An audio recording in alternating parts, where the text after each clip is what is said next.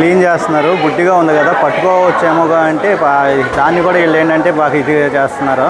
చిన్నప్పటి నుంచి వీళ్ళు ఇలా ట్రైనింగ్ ఇచ్చడం వల్ల వాళ్ళని ఏమి చేయకుండా ఉంటాయేమో మేబీ. అది దాని దగ్గరికి వెళ్ళింది, అక్కడి నుంచి పై ఇంకో చోటుకి వెళ్తుంది అనమాట.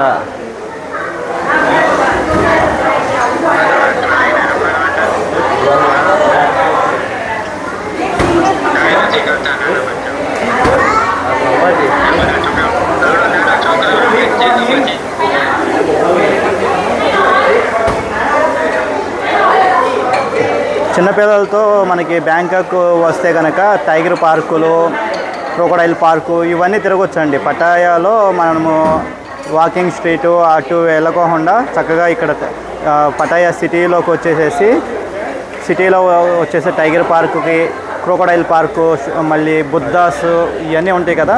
సో వీటికి అయితే మనం వెళ్ళొచ్చు ఫ్యామిలీతో వస్తే ఎంజాయ్ చేయడానికి.